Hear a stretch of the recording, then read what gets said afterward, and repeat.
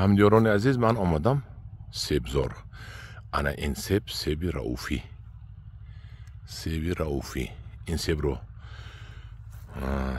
ابریسکه نمیکنن چون که انا هم خیل میبندد و بعد شاخهایش هر طرف میشود. این از روی تجربه است که سیب رو نمیزنن، هم خیل بلند میشود. این سیب رئوفی است که در بازارشین ها 20 سوم 15 سوم میفروشند. های از اکای عثمان آمده 2.5 سوم 1.80 میگیرن. همین سیب ها رو میبرن هنرشون رو میفروشن.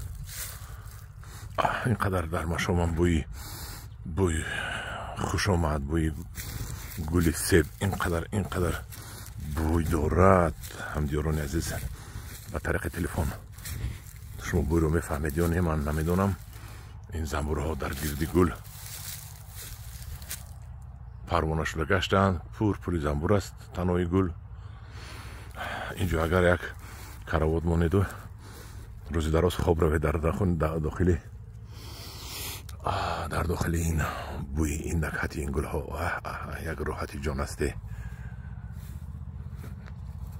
همدیاران عزیز، باغ‌های خوش صفت کنید، باغ‌های زیبنده کنید، باغ‌های اعلی صفت کنید.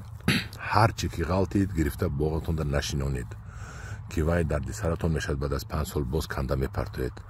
تجربه از روی تجربه آدم‌های تجربه رو دیده، از روی نهال شنان ها، از روی همون گفته های اگرونام ها شنانید که شما راحت کنید، شما از باغتون فایده به دست بیارید.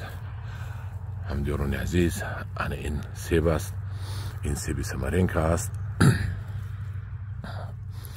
ببینید چخیل پور از گل و اهمیت بریدنش را، چقدر درونش خالی کردگی. جنگل نیست داخل این سیب. دیدید بریدنش اهمیت دو. شما هم سیباتون هم خیلی برید.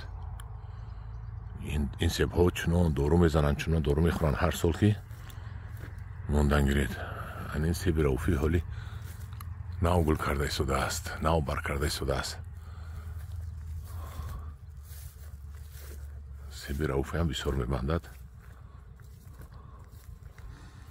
همدیاران عزیز، وای طرفش یونشقه بوده است، بیده بوده است. وای طرفش خواهی همدیاران عزیز، در همینجا نوار رو با آخر میرسونم. در پناه خدا باشید. اینش ناک بوده است. من این قطار ناک ها بوده است. دیدید این هم ناک های بهترین دارن. کم آلو دارن. خواهی در پناه خدا باشید و گروه انگور و باغ باشید.